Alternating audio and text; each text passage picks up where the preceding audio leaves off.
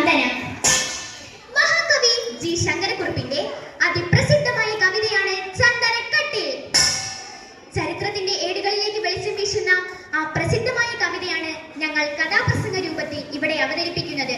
ചന്ദനക്കട്ടിൽ.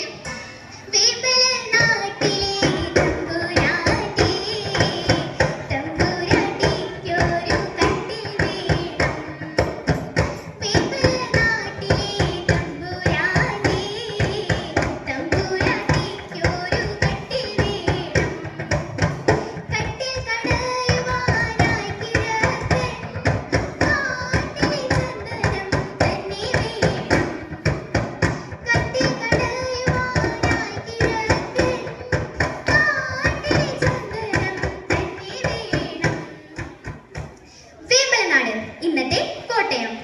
പണ്ടുകാലങ്ങളിൽ തമ്പുരാന്മാർക്കും തമ്പുരാട്ടിമാർക്കും മാത്രമേ കട്ടിലിൽ കിടക്കാനുള്ള സൗഭാഗ്യം ലഭിച്ചുള്ളൂ എന്നതായിരുന്നു സത്യം. പൊതുജനങ്ങൾ നിലത്തുമായിട്ട് കിടന്നു കൊള്ളണം. കട്ടിലിൽ കിടക്കാൻ വിധിക്കപ്പെട്ട തമ്പുരാട്ടിക്ക് കട്ടിലില്ലാഞ്ഞിട്ടല്ല, പുതിയ മട്ടിൽ ചന്ദനം കൊണ്ട് തന്നെ ഒന്ന് വേണം. ആനക്കും പാകണം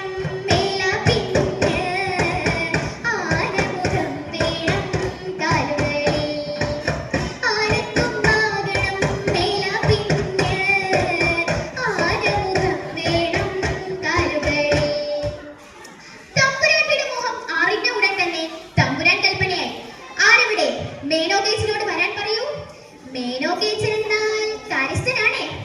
തമ്പുരാന്റെ കൽപ്പന അറിഞ്ഞ ഉടൻ തന്നെ മേനോകേച്ചനും മേനോന്മാരും തച്ചന്മാരും നായന്മാരും ഒക്കെ ഒരു വൻ പടയായി വാക്കത്തിയും കോടാലിയും എടുത്ത് തമ്പുരാനെ ഓച്ചാനിച്ച് തൊഴിലിറങ്ങി.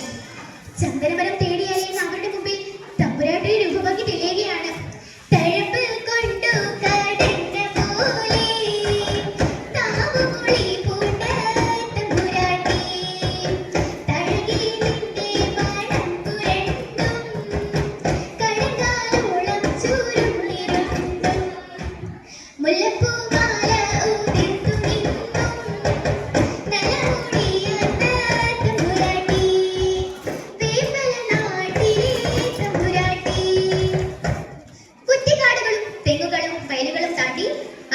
അരുവിയുടെ തീരത്തെത്തി. ചന്ദനമരം തേടി അലയുന്ന അവരുടെ ചെവിയിൽ തമ്പുരാന്റെ കൽപ്പന മുഴങ്ങുകയാണ്. തടി മൂർത്ത ചന്ദനം കൊണ്ടല്ലാതെ പടി കടന്നാലും വരേണ്ട നാളെ, തലയും ചൊരിഞ്ഞു തിരിച്ചു വന്നാല തലയോട് കൂടി വിടിയൊരാളെ. നടന്ന് നടന്ന് നേരം ഉച്ചയായി. വിശപ്പും ദാഹവും സഹിക്കവയ്യാതായപ്പോൾ കയ്യിൽ കരുതിയിരുന്ന പൊതിച്ചോറുണ്ടുവാനായി അവർ ഒരു അരുവിയുടെ തീരത്തേക്ക് ഇരുന്നു. ഭക്ഷണം കഴിക്കുന്നതിനിടെ ഒരാൾ ചോദിച്ചു, അതാ അങ്ങോട്ടേക്ക് നോക്കൂ, എന്താണത്? അരുവിതൻ വക്കിൽ കുറച്ചകലത്ത് ഒരു മരം ചന്ദനം തന്നെയല്ലേ, പലമരം കണ്ടു തഴക്കമാർന്ന തലവനാം ഷാഹിദൻ ചെന്നു നേരെ, ഇടതുകൈ പത്തി വിലങ്കനെ വെച്ച് പതിയെ പുരീകം ചുളുക്കി നോക്കി. ഇതാ ചന്ദനം തന്നെ. ഇതു കേട്ട പാതി എല്ലാവരും അരുവിയിൽ കൈകൾ കഴുകി ആ മരത്തിനടുത്തേക്ക് കുതിച്ചു. ഒരാൾ ആ മരത്തിൽ നിന്നും ചെറു ചില്ല പൊത്തിയെടുത്ത് മണത്ത് നോക്കി. നല്ല മണം, നറു ചന്ദനത്തിന്റെ തണുത്ത ഗന്ധം. എല്ലാവരും മുന്താണി മുറുക്കി കുത്തി തോളിൽ കിടന്ന തോർത്തുമുണ്ട് ആന കുടഞ്ഞ് തലയിലും കെട്ടി മരത്തിന് ചുറ്റും നിന്ന് കോടാലിയും എടുത്ത് ആന വെട്ടാൻ തുടങ്ങിയപ്പോൾ ഒരു ശബ്ദം, ഒരു കരച്ചിൽ.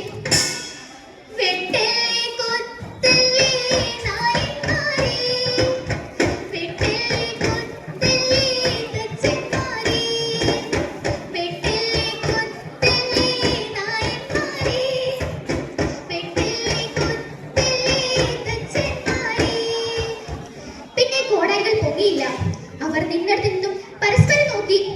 എവിടുന്നാണ് ശബ്ദം? എവിടുന്നാണ് കരച്ചിൽ? ഇനി വല്ല വനദേവതയാണോ? അതോ ഇനി വല്ല യക്ഷിയോ മറ്റോ? നമുക്ക് തിരിച്ചു പോകാം.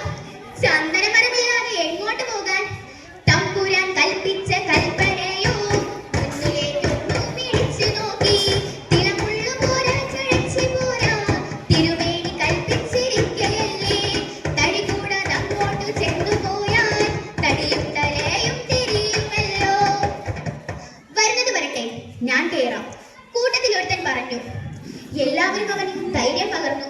അവൻ